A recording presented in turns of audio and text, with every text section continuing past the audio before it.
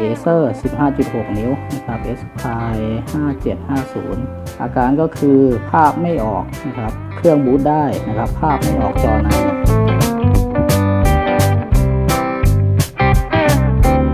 สวัสดีครับสวัสดีทุกท่านนะครับแบกกระเป๋าช่วงคุยโม้โอ้อวดนะครับวันนี้จะมาสาธิตการตรวจซ่อม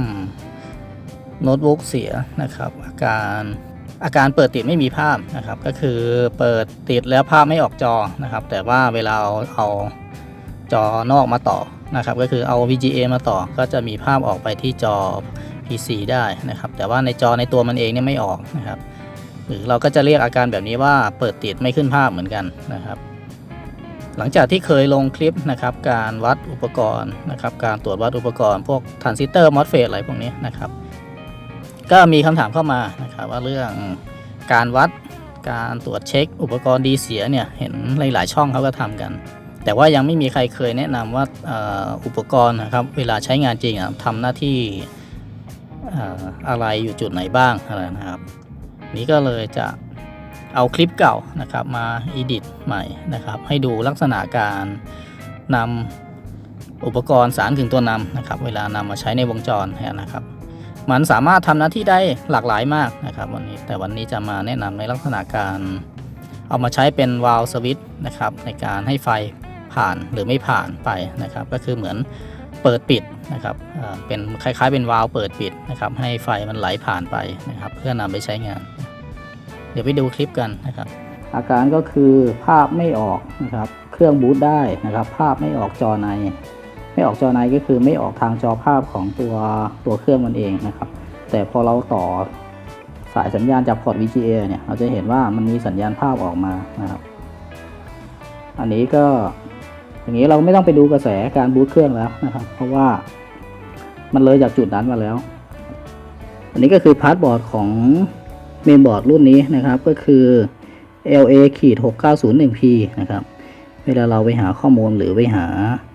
โหลดเฟิร์มแวร์อะไรต่างๆเข้ามานะครับในการเริ่มต้นซ่อมเราสงสัยอะไรกันแล้วแต่ให้เราทำจาก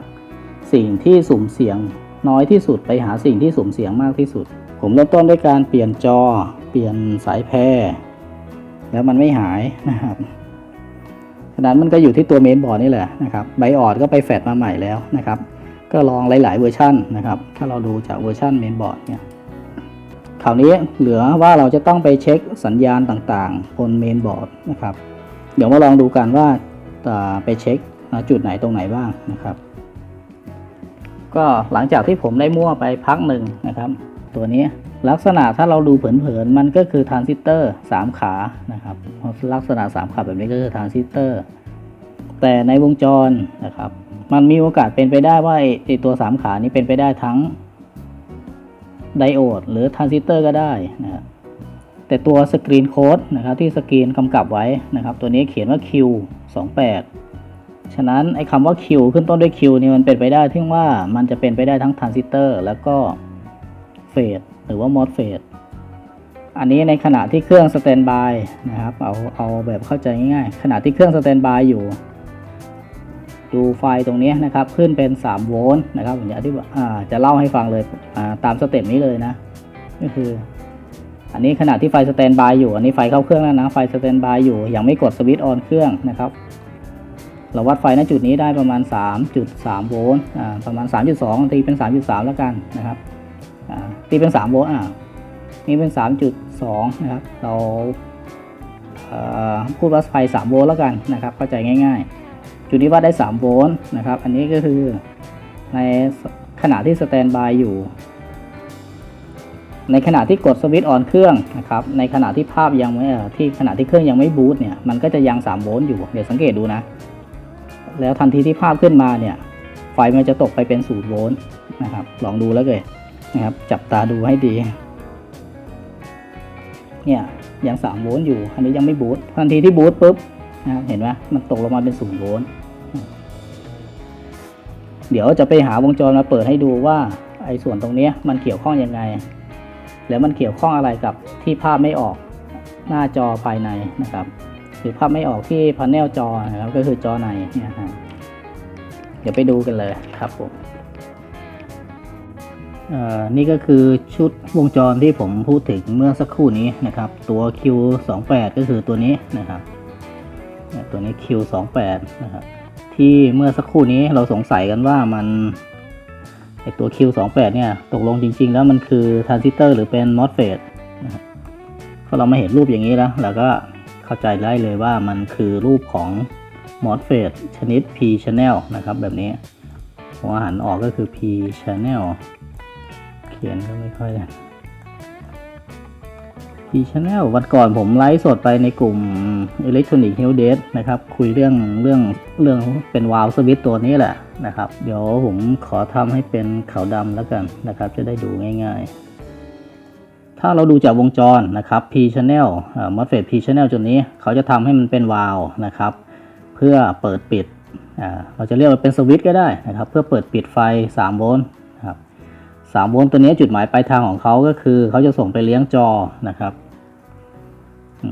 จากจุดนี้ก็คือจุดหมายปลายทางของเขาต้องการให้มันมาถึงจุดนี้นะครับเนี่ยที่เขียนว่าบวก LCD บวก LCD VDD เนี่ยนะครับเนี่ยนี่คือจุดหมายปลายทางของเขาคือตรงนี้นะครับจุดนี้มันจะไปถึงนี่นะครับมาถึงคอนเนคเตอร์นะครับเนี่ยที่ขา24 25นะครับ24 25เนี่ย2ขาเนี่ยจะถูกส่งเข้าไปที่จอนะครับเมื่อตอนแรกที่ผมบอกว่าไฟชุดนี้นะครับเนี่ยไฟตรงจุดนี้นะครับตอนที่มันเสีย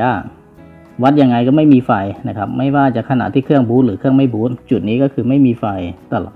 นะครับแต่พอเราซ่อมเสร็จปุ๊บเนี่ยนะครับจุดนี้จะมีไฟอยู่ประมาณ3โวลต์นะครับ3โวลต์ก็คือมันมาจากจุดนี้นะครับเนี่ยที่มันไหลผ่านมาถึงนี่ได้นะครับคราวนี้เรามาดูลักษณะการทำงานนะครับอีกจุดหนึ่งที่ผมพูดถึงเมื่อสักครู่นี้ก็คือจุดนี้นะครับโอ้มือนะครับก็คือจุดตรงนี้เนี่ยเดี๋ยวค่อยๆบรรจงวาดก็คือขาที่2ของมันนะครับก็คือเป็นขาเกตนะครับในทรานซิสเตอร์ตัวนี้นะครับตัว3ขาเนี่ยที่ปลายไขควงชี้อยู่เนี่ยนะครับก็คือขา2ตรงนี้เมื่อสักครู่นี้ที่เราวัดจุดนี้ในขณะที่มันเสียนะครับจุดนี้ได้3โวลต์ตลอดเวลานะครับจุดนี้ได้3โวลต์ตลอดเวลาคือไม่ว่าจะบูตเครื่องผ่านไปนานแค่ไหนจุดนี้ก็ยังเป็น3โวลต์ตลอดเวลานะครับแต่หลังจากที่เราซ่อมเสร็จแล้วเนี่ยนะครับไอ้ไฟตรงนี้ไอ้3โวลต์ตรงนี้นะครับมันจะมี3โวลต์อยู่ในช่วงแรกนะครับพอทันทีที่เครื่องบูตภาพออกมาเนี่ยตรงนี้มันจะกลายเป็น0โวลต์ทันทีนะครับเอาละเรามาดูหลักการทำงานของมันนะครับตัวนี้เขาใช้ทำงานเป็นสวิตช์ฉะนั้นไฟ3โวลต์นะครับตรงนี้จุดหมายปลายทางก็คือนี่บวก LCD ตรงนี้นะครับแต่ว่ามันวิ่งมาสุดเต็มที่ก็แค่จุดนี้นะครับมันวิ่งผ่านต่อไปไม่ได้เพราะว่าอะไร MOSFET P channel มันต้องการขาเกตต้องการไฟลบเพื่อยอมให้เดนกับซอสนะครับมีกระแสไหลผ่านถึงกันได้นะครับแต่คราวนี้มันยังไหลถึงกันไม่ได้เพราะว่าจุดนี้เมื่อสักครู่นี้เนี่ยที่เราวัดดูเมื่อกี้เนี่ยจุดนี้ยังเป็น3โวลต์อยู่เลยก็แสดงว่ามันเป็นไฟบวกนะครับเมื่อใดก็ตามที่จุดนี้เป็นไฟบวกนะครับไฟณจุดนี้3โวลต์ตัวนี้จะไม่สามารถวิ่งมาถึงนี่ได้เลยนะครับฉะนั้นมันต้องการที่ไฟลบนะครับเมื่อตรงนี้ต่ำเป็น0โวลต์นะครับหรือต่ำกว่า0โวลต์นะครับแรงดันไฟจากเดนกับซอสถึงจะไหลเข้าหาถึงกันได้นะครับจุดนี้ถึงจะมีไฟอย่างนี้นะครับแต่เมื่อตรงนี้มันยังเป็น3โวลต์นะครับมันก็เลยไปไม่ได้วันนี้ไอ้3โวลต์ตัวนี้มันมาจากไหนก็คือมาจากนี่นะครับ3โวลต์เนี่ยมันมาจากนี่นะครับลายวงจรโอ้โหมือลายวงจรเส้นนี้นะครับเนี่ยทั้งเส้นเนี่ยณจุดนี้มันมีไฟ3โวลต์อยู่ก็คือมาจากตรงนี้เนี่ยนะครับแล้วทีนี้เราจะทำยังไงมันจะกลายเป็น0ให้ได้นะครับหากต้องการให้ไฟชุดนี้มีไฟ3โวลต์นะครับจะต้องทำให้ณจุดนี้กลายเป็น0โวลต์ให้ได้นะครับหรือกลายเป็นโลเพราะฉะนั้นในการที่จะทำให้จุดนี้กลายเป็น0โวลต์ก็คือคำสั่งตัวนี้นะครับเนี่ย enable VDD นะครับ ตัวนี้เขียนว่าPCH Enable VDD นะครับเนี่ยตัวนี้ Enable VDD ตัวนี้มาจากไหนมาจากชิปเซตนะครับคำสั่งนี้มาจากชิปเซตก็จะมาในลักษณะของแรงดันไฟนะครับเมื่อตรงนี้เป็นบวกนะครับถ้าตรงนี้ถ้ามีสัญญาณมานะครับกรณีที่ไม่มีสัญญาณตรงนี้ก็จะเป็น0โวลต์นะครับเมื่อมีสัญญาณมามันก็จะมีมากกว่าสัญญาณครับสมมุติสัญญาณมา3โวลต์แล้วกันนะครับตรงนี้ N channel นะครับ N channel การที่เกจจะเปิด N channel ต้องการไฟบวกนะครับสมมุติ3โวลต์มาเนี่ยนะครับสมมุติมี3โวลต์นะครับ3โวลต์ส่งเข้ามาที่ขาเกจได้ไฟบวกมันก็จะทำให้เดรนกับซอร์สไหลถึงกันได้นะครับเมื่อไหลถึงกันได้ฉะนั้นไอ้จุดตรงเนี้ยนะครับเนี่ยไอ้ลายวงจรเส้นเนี้ยที่มันมีไฟ3โวลต์อยู่เนี่ยนะครับเนี่ยที่มันมาคาอยู่ถึงขาเดรนอยู่เนี่ยนะครับทันทีที่เกจเปิดนะครับเดรนกับซอร์สมันจะไหลถึงกันนะครับทำให้ไฟมันหล่นลงไปที่กาวเลยเนี่ยนะครับไปหากาวเลยฉะนั้นไอ้เส้นเนี้ยจากที่เดิมที่เป็น3โวลต์มันก็จะกลายเป็น0ทันทีนะครับเมื่อตรงนี้กลายเป็น0นะครับเมื่อตรงนี้กลายเป็น0โวลต์นะครับ P channel มันต้องการไฟ0โวลต์หรือต่ำกว่า0โวลต์เพื่อให้เกจเปิดนะครับคราวนี้เมื่อเกจเปิดแล้วนะครับเดนกับซอสมันก็จะไหลถึงกันได้นะครับจุดนี้ก็ถึงจะมีไฟได้นะครับบวก LCD นี่ก็จะมีไฟก็คือส่งมาที่จุดนี้ได้เลยเนี่ยนะครับส่งมาถึงขาเนี่ยนะครับก็ส่งไปที่จอก็ติดได้นะครับไม่งงนะคราวนี้เมื่อเรารู้หลักการทำงานของมันแล้วนะครับทีแรกที่บอกไปว่าจุดนี้มันเป็น3โวลต์ตลอดเวลานะครับแม้ว่าคำสั่งจะมีคำสั่งอะไรมาก็ช่างแต่จุดนี้ยังคงเป็น3โวลต์อยู่ตลอดเวลานั้นเราก็ต้องไปดูว่าทำไมตรงนี้ถึงไม่เปลี่ยนแปลงตามคำสั่งนะครับอันนี้ก็คือวิธีการตรวจซ่อมงั้นในการตรวจซ่อมเรามาเช็คดูว่าคำสั่ง PCH Enable มีส่งมาไหมนะครับมีส่งมาแล้ว MOSFET Q1 นะครับมันดึงไฟจุดนี้ลงมากาวไหมนะครับวิธีการตรวจเช็คก็จะประมาณนี้นะครับก็เรื่องของ MOSFET P channel ที่มาใช้เป็นวาล์วหรือว่าเป็นสวิตช์เนี่ยถ้าใครทันได้ดูก็ไม่ใช่ก็ต้องทันอยู่แล้วสิเพราะว่าในช่องยังมีคลิปตัวนั้นอยู่นะครับที่ตัดมาจากไลฟ์สดนะครับที่เป็นไลฟ์สดตัวล่าสุดลองไปดูก็จะมีพูดถึงลักษณะการทำงานของ MOSFET P channel ที่ใช้เป็นวาล์วนะอันนี้ก็ฝากไว้เป็นแนวทางคิดว่าน่าจะเป็นประโยชน์บ้างไม่มากก็น้อยสำหรับเพื่อนๆช่างหรือสำหรับใครที่สนใจนะครับเดี๋ยวเอาไว้ค่อยพบกันใหม่ในคลิปหน้านะครับวันนี้สวัสดีครับ